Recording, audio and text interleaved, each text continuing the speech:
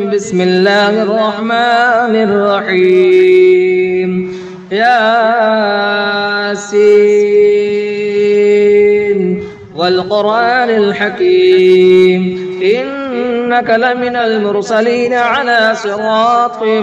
مستقيم تنزيل العزيز الرحيم لتنذر قوما ما أنذر آباؤهم فهم غافلون لقد حق القول على أكثرهم فهم لا يؤمنون إنا جعلنا في أعناقهم أغلالا فهي إلى الأذقان فهم مقمحون وجعلنا من بين أيديهم سدا ومن خلفهم سدا فأغشيناهم فهم لا يبصرون وسواء عليهم أنذرتهم أم لم تنذرهم لا يؤمنون إنما تنذر من اتبع الذكر وخشي الرحمن بالغيب فبشره بمغفرة وأجر كريم إنا نحن نحيي الموتى ونكتب ما قدموا وآثارهم وكل شيء أحصيناه في إمام مبين واضرب لهم مثلا أصحاب القرية إذ جاءها المرسلون إذ أرسلنا إليهم اثنين فكذبوهما فعززنا بثالث فقالوا إنا إليكم مرسلون قالوا ما أنتم إلا بشر مثلنا وما أنزل الرحمن من شيء إن أنتم إلا تكذبون قالوا ربنا يعلم إنا إليكم لمرسلون وما علينا إلا البلاغ المبين قالوا إنا تطيرنا بكم لئن لم تنتهوا لنرجمنكم وليمسنكم منا عذاب أليم قالوا طائركم معكم أئن ذكرتم بل أنتم قوم مسرفون وجاء من أقصى المدينة رجل يسعى قال يا قوم اتبعوا المرسلين اتبعوا من لا يسألكم أجرا وهم مهتدون وما لي لا أعبد الذي فطرني وإليه ترجعون أتخذ من دونه آلهة إن يردني الرحمن بضر لا تغن عني شفاعتهم شيئا ولا ينقذون إني إذا لفي ضلال مبين إني آمنت بربكم فاسمعون قيل ادخل الجنة قال يا ليت قومي يعلمون بما غفر لي ربي وجعلني من المكرمين وما أنزلنا على قومه من بعده من جند من السماء وما كنا منزلين إن كانت إلا صيحة واحدة فإذا هم خامدون يا حسرة على العباد ما يأتيهم من رسول إلا كانوا به يستهزئون ألم يروا كم أهلكنا قبلهم من القرون أنهم إليهم لا يرجعون وإن كل لما جميع لدينا محضرون وآية لهم الأرض الميتة أحييناها وأخرجنا منها حبا فمنه يأكلون وجعلنا فيها جنات من نخيل وأعناب وفجرنا فيها من العيون ليأكلوا من ثمره وما عملته أيديهم أفلا يشكرون سبحان الذي خلق الأزواج كلها مما تنبت الأرض ومن أنفسهم ومما لا يعلمون وآية لهم الليل نسلخ منه النهار فإذا هم مظلمون والشمس تجري لمستقر لها ذلك تقدير العزيز العليم والقدر قدرناه منازل حتى عاد كالعرجون القديم لا الشمس ينبغي لها أن تدرك القمر ولا الليل سابق النهار وكل في فلك يسبحون وآية لهم أنا حملنا ذريتهم في الفلك المشحون وخلقنا لهم من مثله ما يركبون وإن نشأ نغرقهم فلا صريخ لهم ولا هم ينقذون إلا رحمة منا ومتاعا إلى حين وإذا قيل لهم اتقوا ما بين أيديكم وما خلفكم لعلكم ترحمون وما تأتيهم من آية من آيات ربهم إلا كانوا عنها معرضين وإذا قيل لهم أنفقوا مما رزقكم الله قال الذين كفروا للذين آمنوا ونطعم من لو يشاء الله وطعمه إن أنتم إلا في ضلال مبين ويقولون متى هذا الوعد إن كنتم صادقين ما ينظرون إلا صيحة واحدة تأخذهم وهم يخصمون فلا يستطيعون توصية ولا إلى أهلهم يرجعون ونفخ في الصور فإذا هم من الأجداث إلى ربهم ينسلون قالوا يا ويلنا من بعثنا من مرقدنا هذا ما وعد الرحمن وصدق المرسلون إن كانت إلا صيحة واحدة فإذا هم جميع لدينا محضرون فاليوم لا تظلم نفس شيئا ولا تجزون إلا ما كنتم تعملون إن أصحاب الجنة اليوم في شغل فاكهون هم وأزواجهم في ظلال على الأرائك متكئون لهم فيها فاكهة ولهم ما يدعون سلام قولا من رب رحيم وامتازوا اليوم أيها المجرمون ألم أعهد إليكم يا بني آدم ألا تعبدوا الشيطان إنه لكم عدو مبين وأن اعبدوني هذا صراط مستقيم ولقد ضل منكم جبلا كثيرا أفلم تكونوا تعقلون هذه جهنم التي كنتم توعدون اصلوها اليوم بما كنتم تكفرون اليوم نختم على أفواههم وتكلمنا أيديهم وتشهد أرجلهم بما كانوا يكسبون ولو نشاء لطمسنا على أعينهم فاستبقوا الصراط فأنى يبصرون ولو نشاء لمسخناهم على مكانتهم فما استطاعوا مضيا ولا يرجعون ومن نعمله ننكسه في الخلق أفلا يعقلون وما علمناه الشعر وما ينبغي له إن هو إلا ذكر وقرآن مبين لينذر ما كان حيا ويحق القول على الكافرين أولم يروا أنا خلقنا لهم مما عملت أيدينا أنعاما فهم لها مالكون وظللناها لهم فمنها ركوبهم ومنها يأكلون ولهم فيها منافع ومشارب أفلا يشكرون واتخذوا من دون الله آلهة لعلهم ينصرون لا يستطيعون نصرهم وهم لهم جند محضرون فلا يحزنك قولهم إنا نعلم ما يسرون وما يعلنون أولم يرى الإنسان أنا خلقناه من نطفة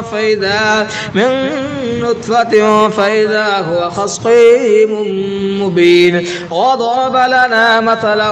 ونسي خلقه قال من يحيي العظام وهي رميم قل يحييها الذي أنشأها أول مرة وهو بكل خلق عليم. الذي جعل لكم من الشجر الأخضر نارا فإذا أنتم منه توقدون. أوليس الذي خلق السماوات والأرض بقادر على أن يخلق مثلهم بلى وهو الخلاق العليم. إنما أمره إذا أراد شيئا أن يقول له كن فيكون. فسبحان الذي بيده ملكوت كل شيء وإليه ترجعون. بسم الله الرحمن الرحيم. الرحمن علم القرآن خلق الإنسان علمه البيان.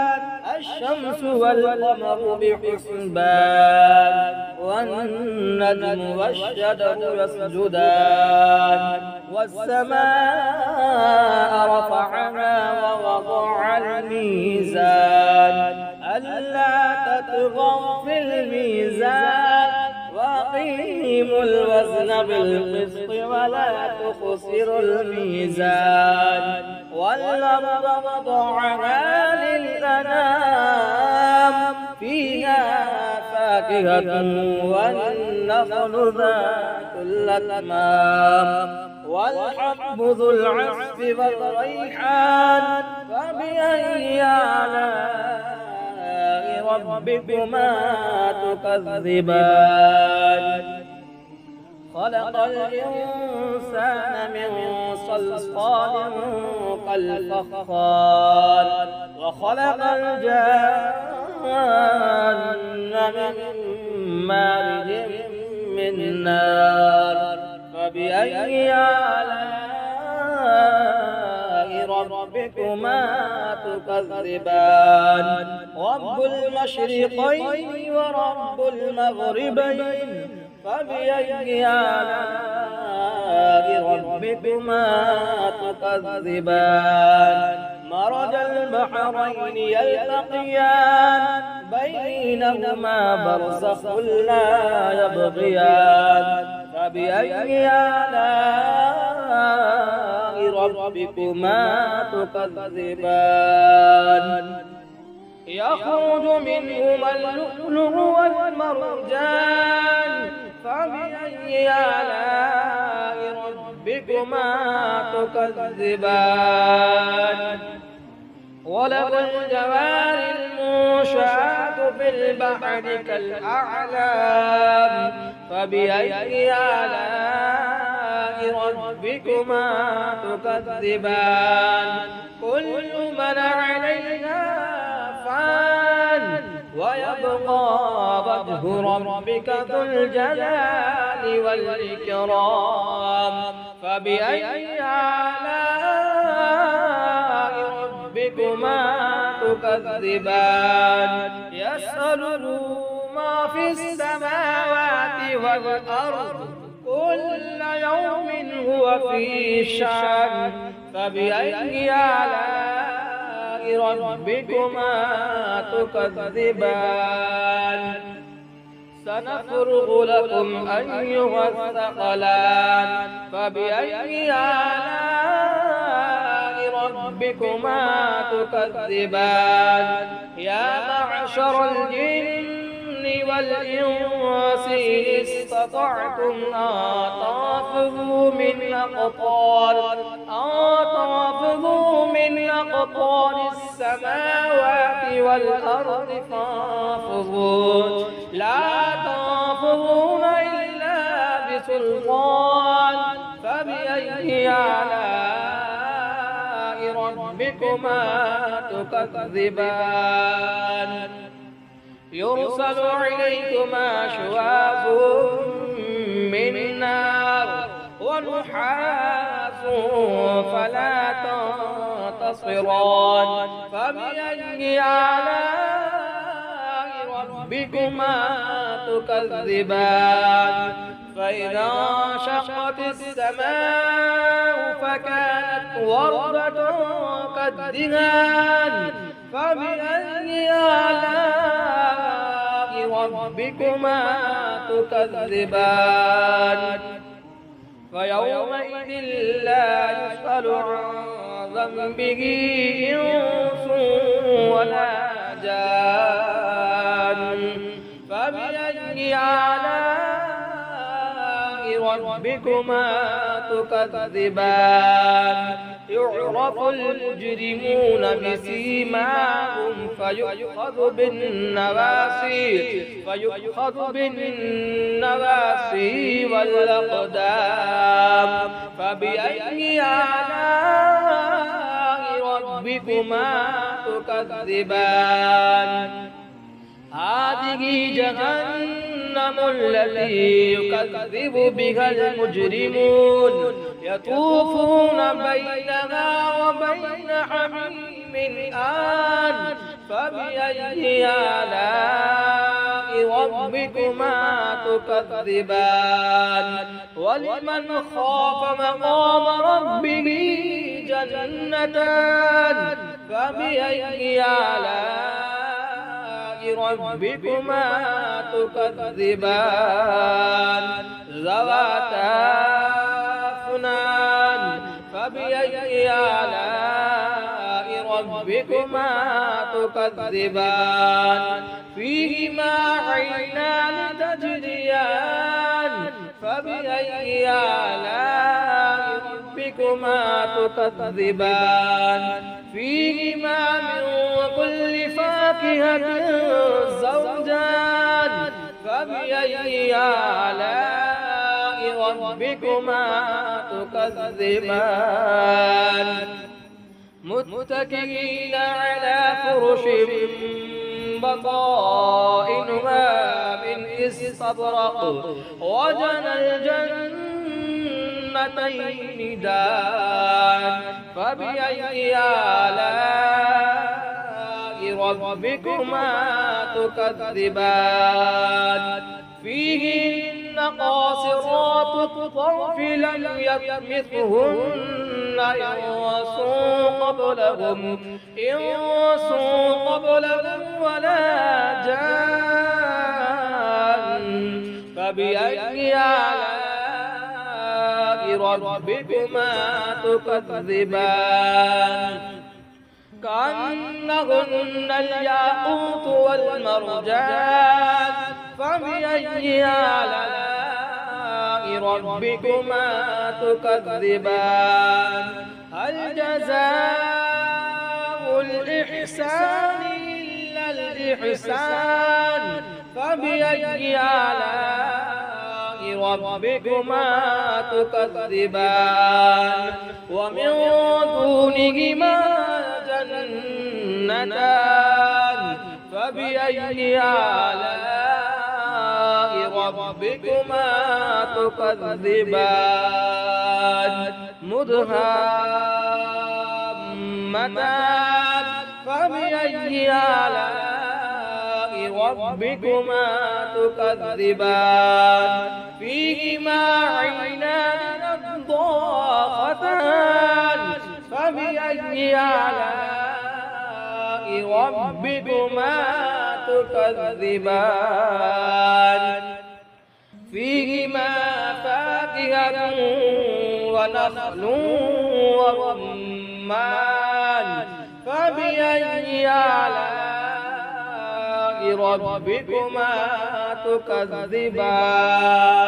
فيهن خيرات حسان فبأي آلاء ربكما تكذبان حور مقصورات في الخيام فبأي آلاء ربكما تكذبان لم يطمثهن إنس قبلهم ولا جان فبأي آلاء ربكما تكذبان متكئين على رفرف خضر وعبقري حسان فبأي آلاء ربكما تكذبان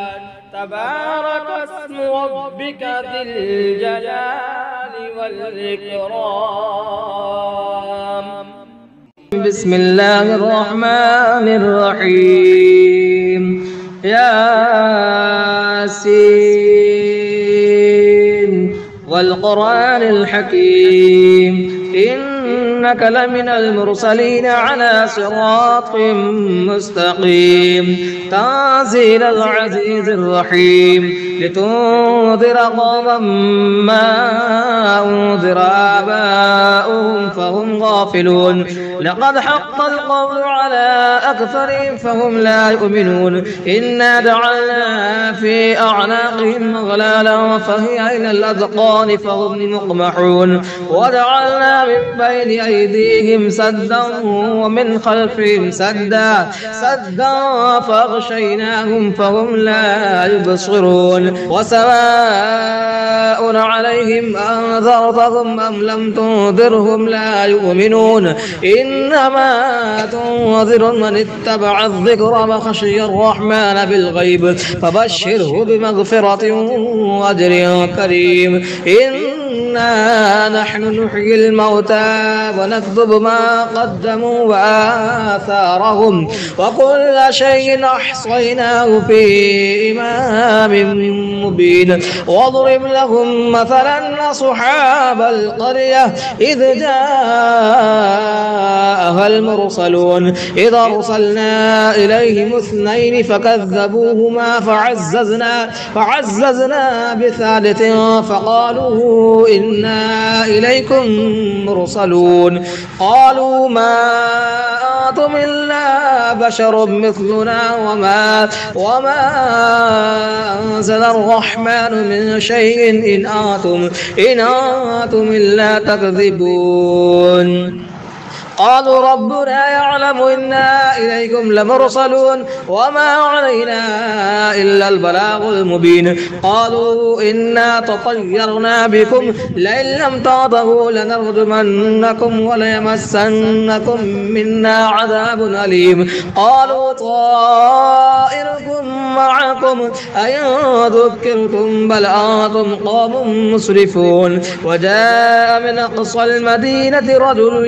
يسعى قال يا قوم اتبعوا المرسلين اتبعوا من لا يسألكم أجرا وهم مهتدون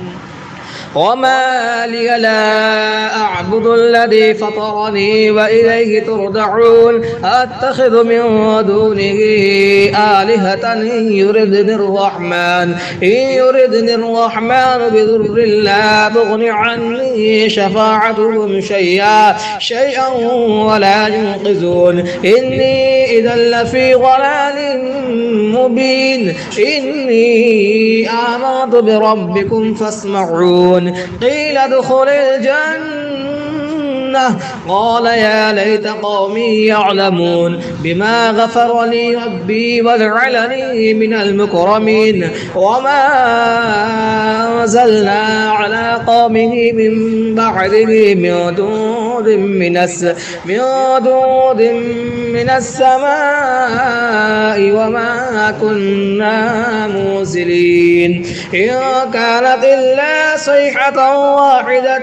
فإذا هم خامدون يا حسرة على العباد ما يأتيهم من رسول إلا كانوا به يستهزئون ألم يروا كم أهلكنا قبلهم من القرون أنهم إليهم لا يرجعون وإن كل لما جميع لدينا محضرون وآية لهم الأرض الميتة أحييناها وأخرجنا منها حبا فمنه يأكلون وجعلنا فيها جنات من نخيل وأعناب وفجرنا فيها من العيون ليأكلوا من ثمره وما عملته أيديهم أفلا يشكرون سبحان الذي خلق الأزواج كلها مما تنبت الأرض ومن أنفسهم ومما لا يعلمون وآية لهم الليل نسلخ منه النهار فإذا هم مظلمون والشمس تجري لمستقر لها ذلك تقدير العزيز العليم والقمر قدرناه منازل حتى عاد كالعرجون القديم لا الشمس ينبغي لها أن تدرك القمر ولا الليل سابق النهار وكل في فلك يسبحون وآية لهم أنا حملنا ذريتهم في الفلك المشحون وخلقنا لهم من مثله ما يركبون وإن نشأ نغرقهم فلا صريخ لهم ولا هم ينقذون إلا رحمة منا ومتاعا إلى حين وإذا قيل لهم اتقوا ما بين أيديكم وما خلفكم لعلكم ترحمون وما تأتيهم من آية من آيات ربهم إلا كانوا عنها معرضين وإذا قيل لهم أنفقوا مما رزقكم الله قال الذين كفروا للذين آمنوا ونطعم من لو يشاء الله وطعمه إن أنتم إلا في ضلال مبين ويقولون متى هذا الوعد إن كنتم صادقين ما ينظرون إلا صيحة واحدة تأخذهم وهم يخصمون فلا يستطيعون توصية ولا إلى أهلهم يرجعون ونفخ في الصور فإذا هم من الأجداث إلى ربهم ينسلون قالوا يا ويلنا من بعثنا من مرقدنا هذا ما وعد الرحمن وصدق المرسلون إن كانت إلا صيحة واحدة فإذا هم جميع لدينا محضرون فاليوم لا تظلم نفس شيئا ولا تجزون إلا ما كنتم تعملون إن أصحاب الجنة اليوم في شغل فاكهون هم وأزواجهم في ظلال على الأرائك متكئون لهم فيها فاكهة ولهم ما يدعون سلام قولا من رب رحيم وامتازوا اليوم أيها المجرمون ألم أعاهد إليكم يا بني آدم ألا تعبدوا الشيطان إنه لكم عدو مبين وأن اعبدوني هذا صراط مستقيم ولقد ضل منكم جبلا كثيرا أفلم تكونوا تعقلون هذه جهنم التي كنتم توعدون اصلوها اليوم بما كنتم تكفرون اليوم نختم على أفواههم وتكلمنا أيديهم وتشهد أرجلهم بما كانوا يكسبون ولو نشاء لطمسنا على أعينهم فاستبقوا الصراط فأنى يبصرون ولو نشاء لمسخناهم على مكانتهم فما استطاعوا مضيا ولا يرجعون ومن نعمره ننكسه في الخلق أفلا يعقلون وما علمناه وعلمناه الشعر وما ينبغي له إن هو إلا ذكر وقرآن مبين لينذر ما كان حيا ويحق القول على الكافرين أولم يروا أنا خلقنا لهم مما عملت أيدينا أنعاما فهم لها مالكون وظللناها لهم فمنها ركوبهم ومنها يأكلون ولهم فيها منافع ومشارب أفلا يشكرون واتخذوا من دون الله آلهة لعلهم ينصرون لا يستطيعون نصرهم وهم لهم جند محضرون فلا يحزنك قولهم إنا نعلم ما يسرون وما يعلنون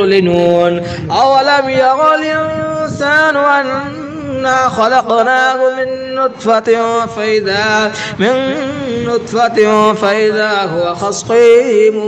مبين وضرب لنا مثلا ونسي خلقه قال من يحيي العظام وهي رميم قل يحييها الذي أنشأها أول مرة وهو بكل خلق عليم الذي جعل لكم من الشجر الأخضر نارا فإذا أنتم منه توقدون أوليس الذي خلق السماوات والأرض بقادر على أن يخلق مثلهم بلى وهو الخلاق العليم إنما أمره إذا أراد شيئا أن يقول له كن فيكون فسبحان الذي بيده ملكوت كل شيء وإليه ترجعون. بسم الله الرحمن الرحيم. الرحمن علم القرآن خلق الإنسان علمه البيان الشمس والقمر بحسبان والنجم والشجر يسجدان والسماء رفعها ووضع الميزان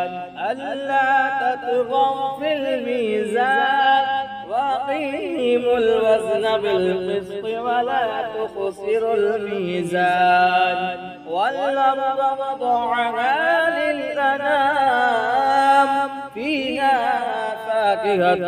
والنخل ذات الأكمام والحب ذو العصف والريحان فبأي آلاء ربكما تكذبان خلق الإنسان من صلصال كالفخار وخلق الجان من مارج من نار فبأي آلاء ربكما تكذبان رب المشرقين ورب المغربين فبأي آلاء ربكما تكذبان مرج البحرين يلتقيان بينهما برزخ لا يبغيان فبأي آلاء ربكما تكذبان يخرج منهما اللؤلؤ والمرجان فبأي آلاء ربكما تكذبان وله الجوار المنشآت في البحر كالأعلام فبأي آلاء ربكما تكذبان كل من عليها فان ويبقى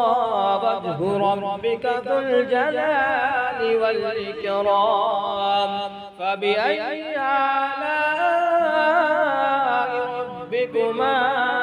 تكذبان يسأله ما في السماوات والأرض كل يوم هو في شأن فبأي آلاء ربكما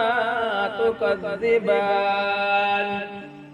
سنفرغ لكم أيها الثقلان فبأي آلاء ربكما تكذبان يا معشر الجن والإنس إن استطعتم أن تنفذوا من أقطار السماوات والأرض فانفذوا لا تنفذون إلا بسلطان فبأي آلاء ربكما تكذبان يرسل عليكما شواظ من نار ونحاس فلا تنتصران فبأي آلاء ربكما تكذبان فإذا انشقت السماء فكانت وردة كالدهان فبأي آلاء ربكما تكذبان فيومئذ لا يسأل عن ذنبه إنس ولا جان فبأي آلاء ربكما تكذبان يعرف المجرمون بسيماهم فيؤخذ بالنواسي والأقدام فبأي آلاء ربكما تكذبان هذه جهنم التي يكذب بها المجرمون يطوفون بينها وبين حميم آن فبأي آلاء ربكما تكذبان ولمن خاف مقام ربه جنتان فبأي آلاء ربكما تكذبان ذواتا أفنان فبأي آلاء ربكما تكذبان فيهما عينان تجريان فبأي آلاء ربكما تكذبان فيهما من كل فاكهة زوجان فبأي آلاء ربكما تكذبان متكئين على فرش بطائنها من استبرق وجنى الجنتين دان فبأي آلاء ربكما تكذبان فيهن قاصرات الطرف لم يطمثهن إنس قبلهم ولا جان فبأي آلاء ربكما تكذبان كأنهن الياقوت والمرجان فبأي آلاء ربكما تكذبان هل جزاء الإحسان إلا الإحسان فبأي آلاء ربكما تكذبان ومن دونهما جنتان فبأي آلاء ربكما تكذبان مدهامتان فبأي آلاء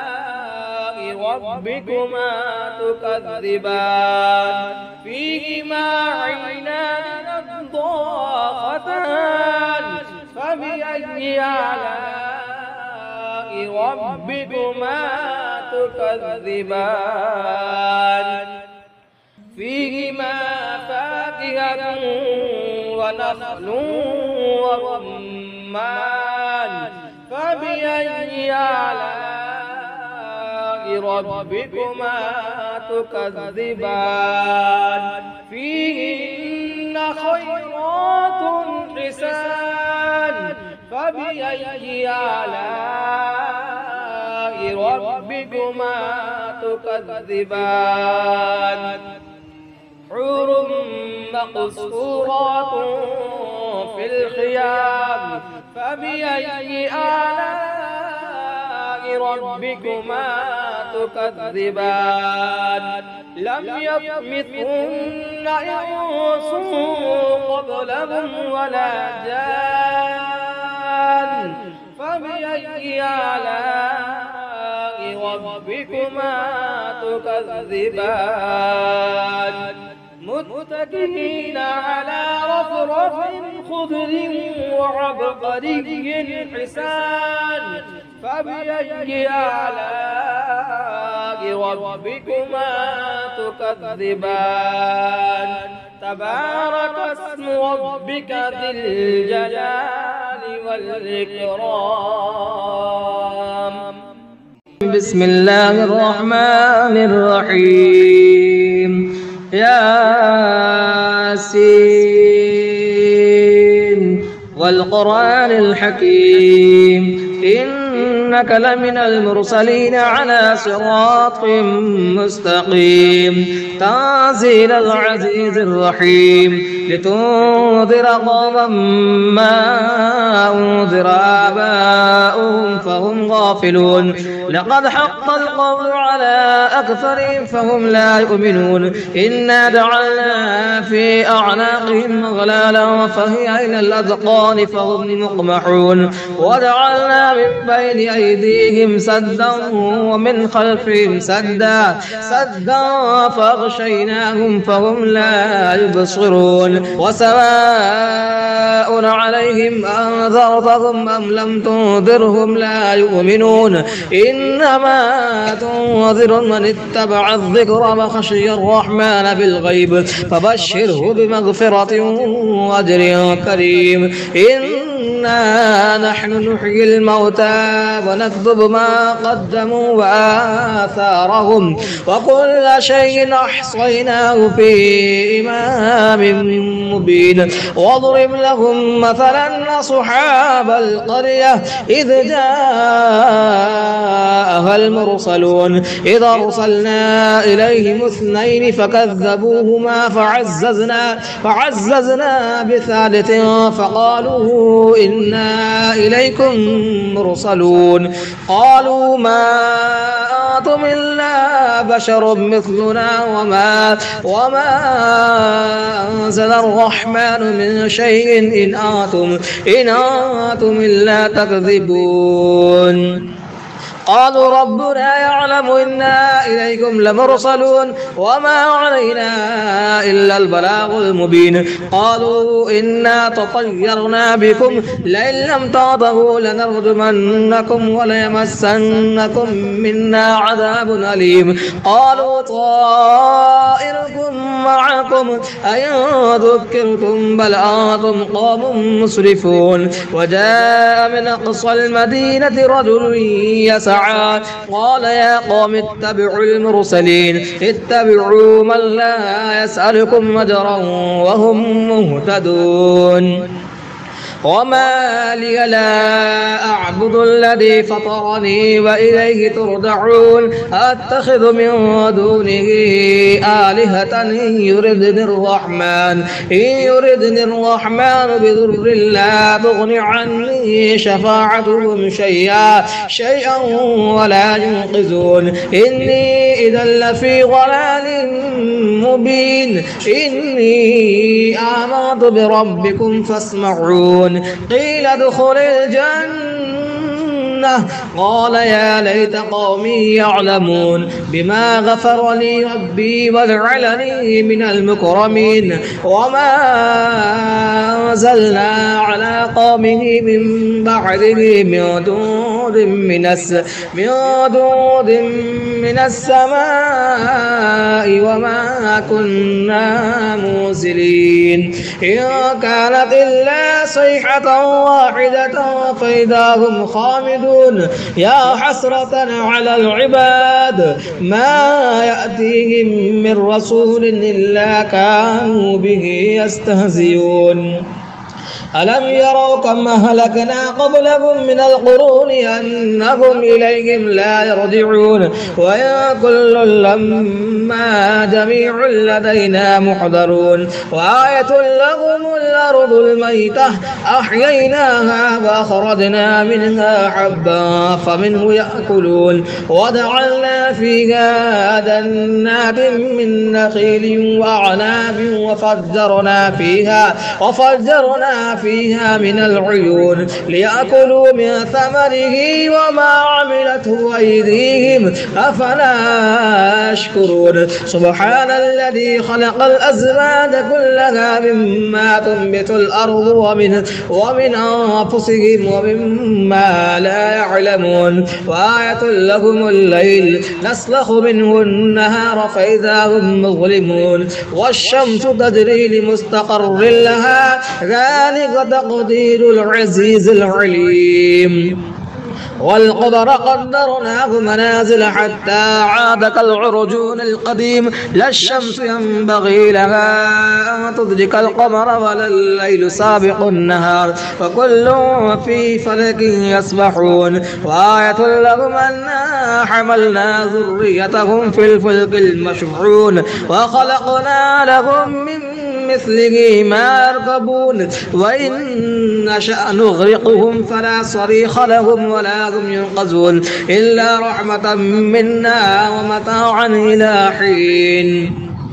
وإذا قيل لهم اتقوا ما بين أيديكم وما خلفكم لعلكم ترحمون وما تأتيهم من آية من آيات ربهم إلا كانوا عنها معرضين وإذا قيل لهم أنفقوا مما رزقكم الله قال الذين كفروا للذين آمنوا ونطعم من لو يشاء الله أطعمه إن أنتم إلا في ضلال مبين ويقولون متى هذا الوعد إن كنتم صادقين ما ينظرون إلا صيحة واحدة تأخذهم وهم يخصمون فلا يستطيعون توصية ولا إلى أهلهم يرجعون ونفخ في الصور فإذا هم من الأجداث إلى ربهم ينسلون قالوا يا ويلنا من بعثنا من مرقدنا هذا ما وعد الرحمن وصدق المرسلون إن كانت إلا صيحة واحدة فإذا هم جميع لدينا محضرون فاليوم لا تظلم نفس شيئا ولا تجزون إلا ما كنتم تعملون إن أصحاب الجنة اليوم في شغل فاكهون هم وأزواجهم في ظلال على الأرائك متكئون لهم فيها فاكهة ولهم ما يدعون سلام قولا من رب رحيم وامتازوا اليوم أيها المجرمون ألم أعهد إليكم يا بني آدم ألا تعبدوا الشيطان إنه لكم عدو مبين وأن اعبدوني هذا صراط مستقيم ولقد ضل منكم جبلا كثيرا أفلم تكونوا تعقلون هذه جهنم التي كنتم توعدون اصلوها اليوم بما كنتم تكفرون اليوم نختم على أفواههم أفواههم وتكلمنا أيديهم وتشهد أرجلهم بما كانوا يكسبون ولو نشاء لطمسنا على أعينهم فاستبقوا الصراط فأنى يبصرون ولو نشاء لمسخناهم على مكانتهم فما استطاعوا مضيا ولا يرجعون ومن نعمره ننكسه في الخلق أفلا يعقلون وما علمناه الشعر وما ينبغي له إن هو إلا ذكر وقرآن مبين لينذر ما كان حيا ويحق القول على الكافرين أولم يروا أنا خلقنا لهم مما عملت أيدينا أنعاما فهم لها مالكون وظللناها لهم فمنها ركوبهم ومنها يأكلون ولهم فيها منافع ومشارب أفلا يشكرون واتخذوا من دون الله آلهة لعلهم ينصرون لا يستطيعون نصرهم وهم لهم جند محضرون فلا يحزنك قولهم إنا نعلم ما يسرون وما يعلنون أولم ير الإنسان أنا خلقناه من نطفة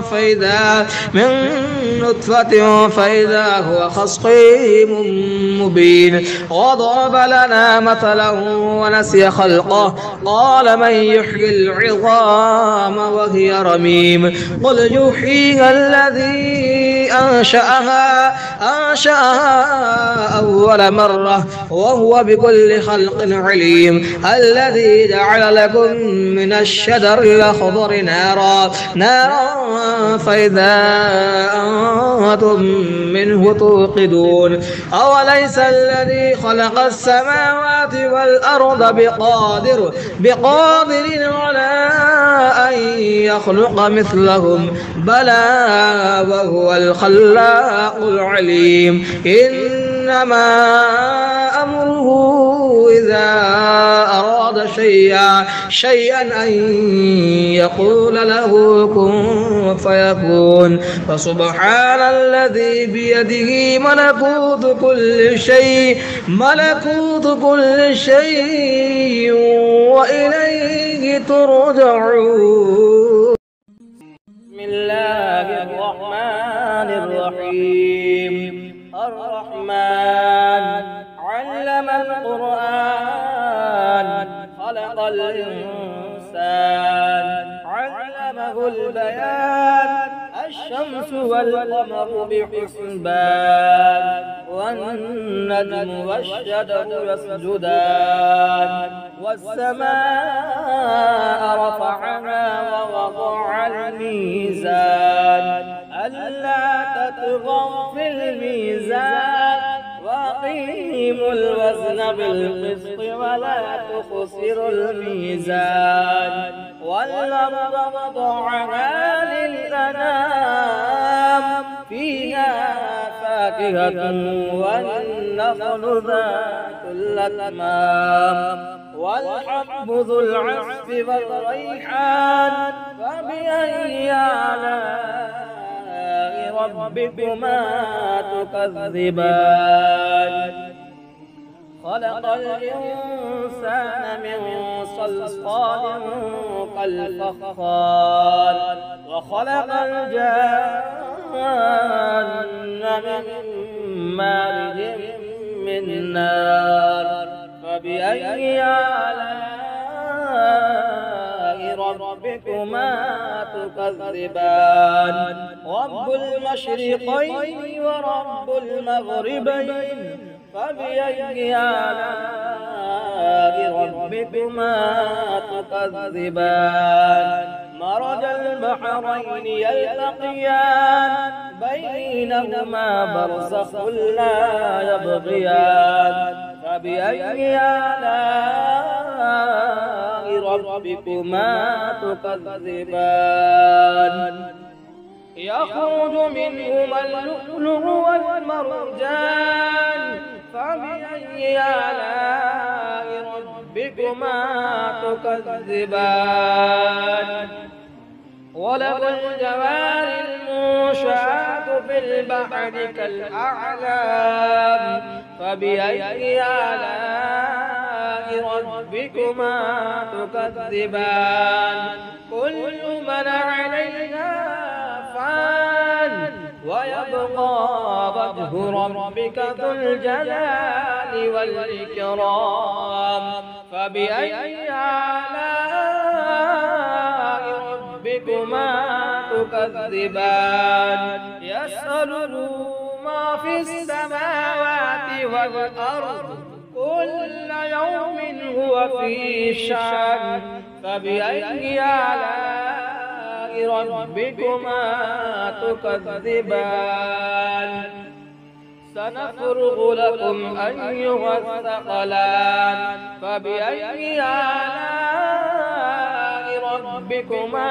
تكذبان يا معشر الجن والإنس إن استطعتم أن تنفذوا من أقطار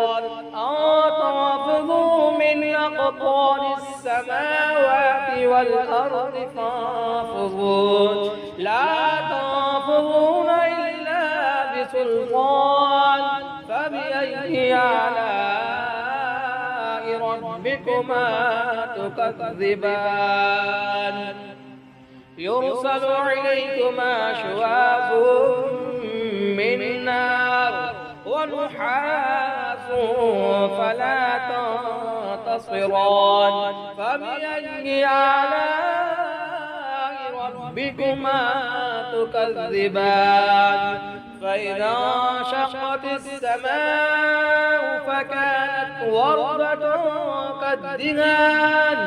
فبأي آلاء ربكما تكذبان فيومئذ لا يسأل عن ذنبه إنس ولا جان فبأي آلاء ربكما تكذبان يعرف المجرمون بسيماهم فيؤخذ بالنواسي والأقدام فبأي آلاء ربكما تكذبان هذه جهنم التي يكذب بها المجرمون يطوفون بينها وبين حميم آن فبأي آلاء ربكما تكذبان ولمن خاف مقام ربه جنتان فبأي آلاء ربكما تكذبان ذواتا أفنان فبأي آلاء ربكما تكذبان فيهما عينان تجريان فبأي آلاء ربكما تكذبان فيهما من كل فاكهة زوجان فبأي آلاء ربكما تكذبان متكئين على فرش بطائنها من استبرق وجنى الجنتين دان فبأي آلاء ربكما تكذبان فيهن قاصرات الطرف لم يطمثهن إنس قبلهم ولا جان فبأي آلاء ربكما تكذبان كأنهن الياقوت والمرجان فبأي آلاء ربكما تكذبان هل جزاء الإحسان إلا الإحسان فبأي آلاء ربكما تكذبان ومن دونهما جنتان فبأي آلاء ربكما تكذبان مدهامتان فبأي آلاء ربكما تكذبان فيهما عينان نضاختان فبأي آلاء ربكما تكذبان فيهما فاكهة ونخل ورمان فبأي آلاء ربكما تكذبان فيهن خيرات حسان فبأي آلاء ربكما تكذبان حور مقصورات في الخيام فبأي آلاء ربكما تكذبان لم يطمثهن إنس قبلهم ولا جان فبأي آلاء ربكما تكذبان متكئين على رفرف خضر وعبقري حسان فبأي آلاء ربكما تكذبان تبارك اسم ربك ذي الجلال والإكرام بسم الله الرحمن الرحيم ياسين والقرآن الحكيم إنك لمن المرسلين على صراط مستقيم تنزيل العزيز الرحيم لتنذر قوما ما أنذر آباؤهم فهم غافلون لقد حق القول على أكثرهم فهم لا يؤمنون إنا جعلنا في أعناقهم أغلالا فهي إلى الأذقان فهم مقمحون وجعلنا من بين أيديهم سدا ومن خلفهم سدا فأغشيناهم فهم لا يبصرون وسواء عليهم أنذرتهم أم لم تنذرهم لا يؤمنون إنما تنذر من اتبع الذكر وخشي الرحمن بالغيب فبشره بمغفرة وأجر كريم إنا نحن نحيي الموتى ونكتب ما قدموا وآثارهم وكل شيء أحصيناه في إمام مبين واضرب لهم مثلا أصحاب القرية إذ جاءها المرسلون إذ أرسلنا إليهم اثنين فكذبوهما فعززنا بثالث فقالوا إنا إليكم مرسلون قالوا ما أنتم إلا بشر مثلنا وما أنزل الرحمن من شيء إن أنتم إلا تكذبون قالوا ربنا يعلم إنا إليكم لمرسلون وما علينا إلا البلاغ المبين قالوا إنا تطيرنا بكم لئن لم تنتهوا لنرجمنكم وليمسنكم منا عذاب أليم قالوا طائركم معكم أئن ذكرتم بل أنتم قوم مسرفون وجاء من أقصى المدينة رجل يسعى قال يا قوم اتبعوا المرسلين اتبعوا من لا يسألكم أجرا وهم مهتدون وما لي لا أعبد الذي فطرني وإليه ترجعون أتخذ من دونه آلهة إن يردني الرحمن بضر لا تغن عني شفاعتهم شيئا ولا ينقذون إني إذا لفي ضلال مبين إني آمنت بربكم فاسمعون قيل ادخل الجنة قال يا ليت قومي يعلمون بما غفر لي ربي وجعلني من المكرمين وما أنزلنا على قومه من بعده من دود من السماء وما كنا منزلين إن كانت إلا صيحة واحدة فإذا هم خامدون يا حسرة على العباد ما يأتيهم من رسول إلا كانوا به يستهزئون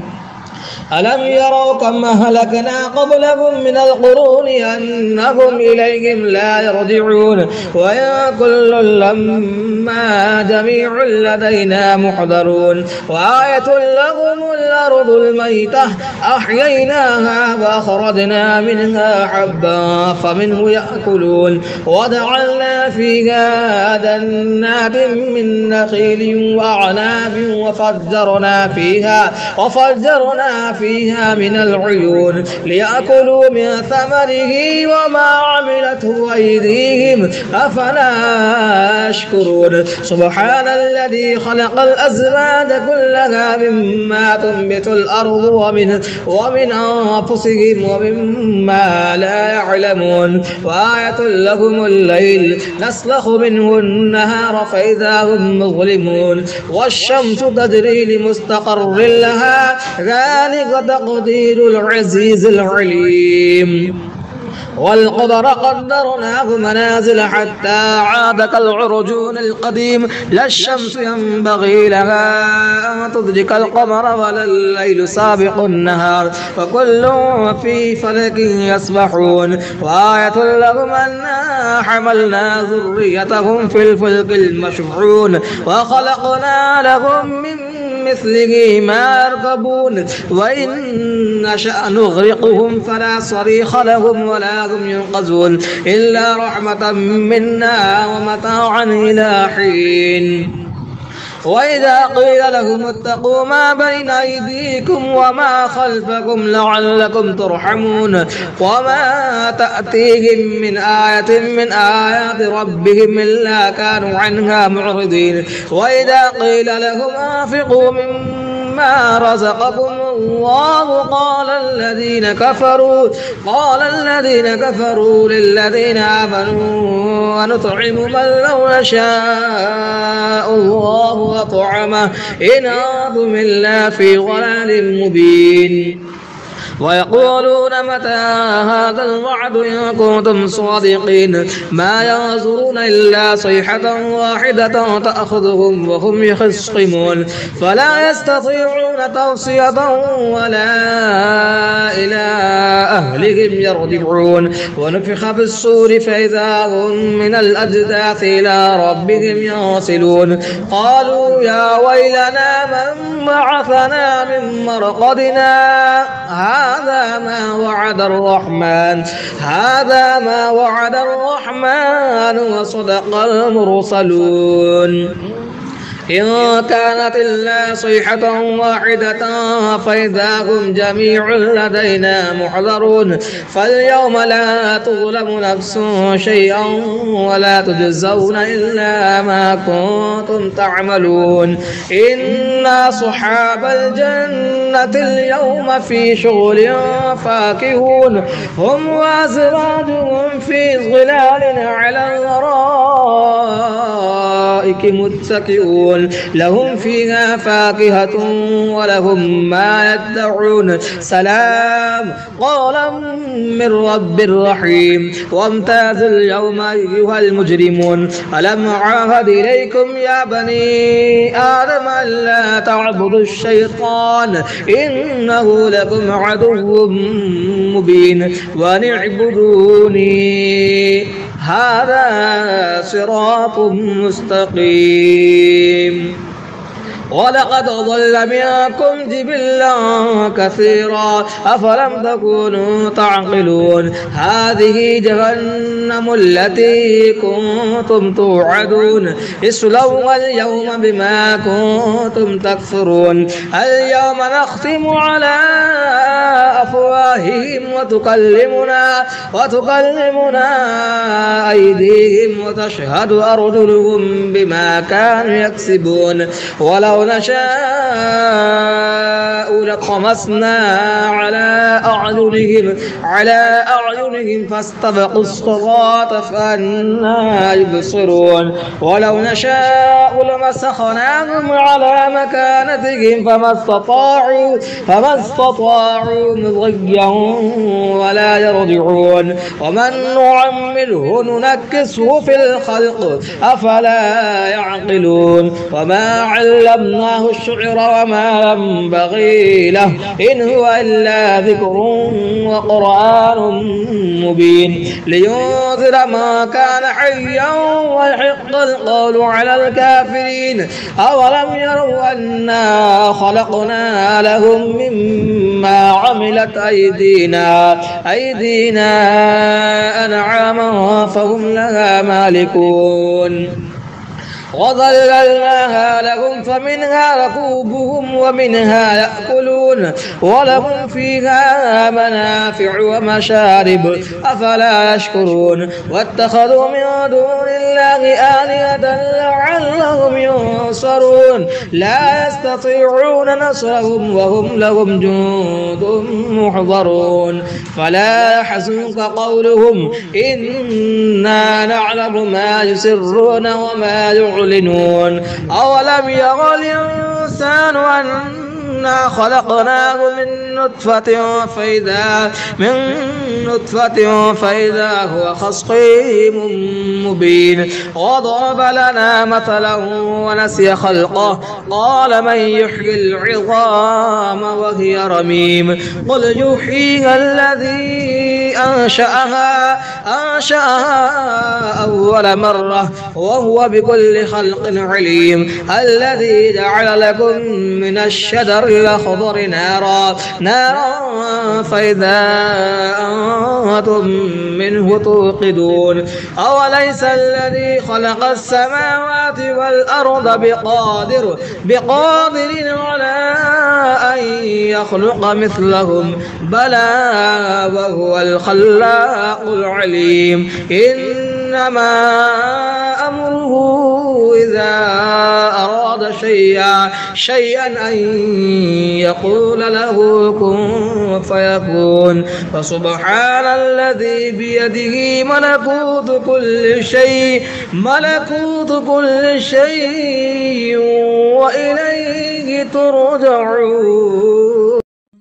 بسم الله الرحمن الرحيم الرحمن علم القرآن خلق الإنسان علمه البيان الشمس والقمر بحسبان والنجم والشجر يسجدان والسماء رفعها ووضع الميزان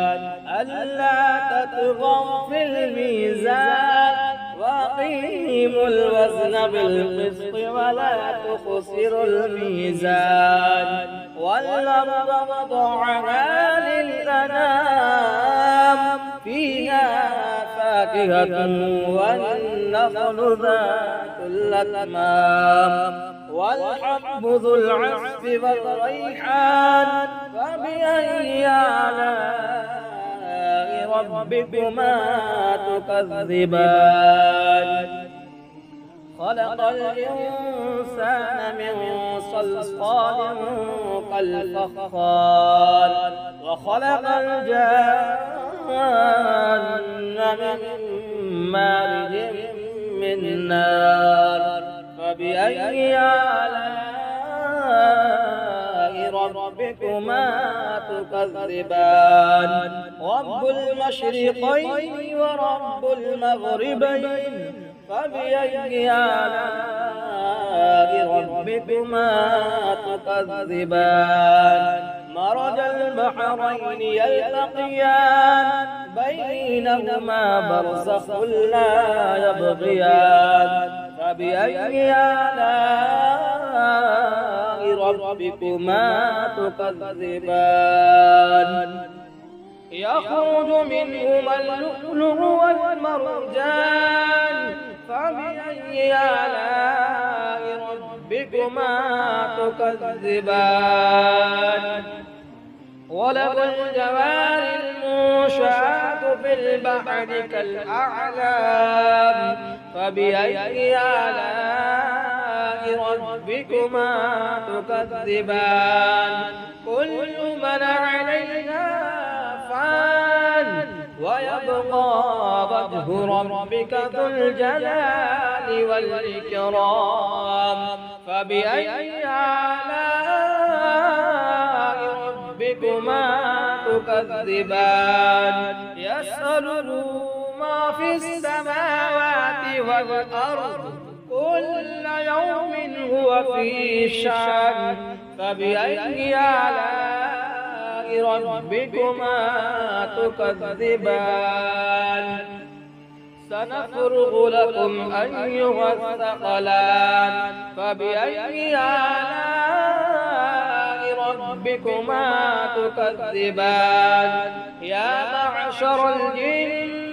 والإنس إن استطعتم أن تنفذوا من أقطار السماوات والأرض فانفذوا لا تنفذون إلا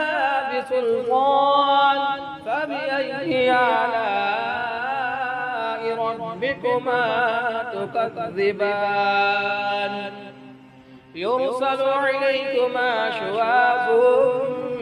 من نار ونحاس فلا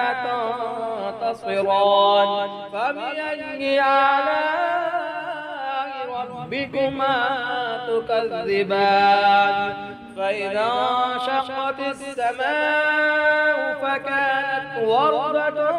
كالدهان فبأي آلاء ربكما تكذبان فيومئذ لا يسأل عن ذنبه إنس ولا جان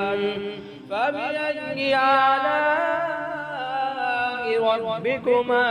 تكذبان يعرف المجرمون بسيماهم فيؤخذ بالنواسي والأقدام فبأي آلاء ربكما تكذبان هذه جهنم التي يكذب بها المجرمون يطوفون بينها وبين حميم آن فبأي آلاء ربكما تكذبان ولمن خاف مقام ربه جنتان فبأي آلاء ربكما تكذبان ذواتا أفنان فبأي آلاء ربكما تكذبان فيهما عينان تجريان فبأي آلاء ربكما تكذبان فيهما من كل فاكهة زوجان فبأي آلاء ربكما تكذبان متكئين على فرش بطائنها من استبرق وجنى الجنتين دان فبأي آلاء ربكما تكذبان فيهن قاصرات الطرف لم يطمثهن إنس قبلهم ولا جان فبأي آلاء ربكما تكذبان كأنهن الياقوت والمرجان فبأي آلاء ربكما تكذبان هل جزاء الإحسان إلا الإحسان فبأي آلاء ربكما تكذبان ومن دونهما جنتان فبأي آلاء ربكما تكذبان مدهامتان فبأي آلاء ربكما تكذبان فيهما عينان نضاختان فبأي آلاء ربكما تكذبان فيهما فاكهة ونخل ورمان فبأي آلاء ربكما تكذبان فيهن خيرات حسان فبأي آلاء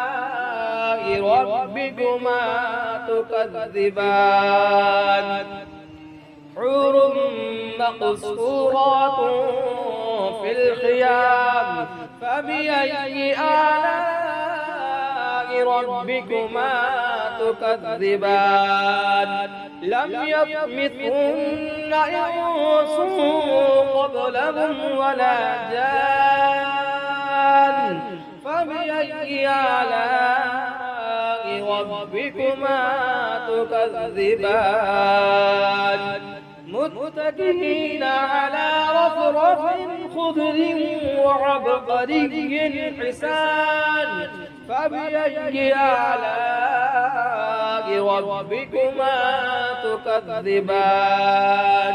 تبارك اسم ربك ذي الجلال والإكرام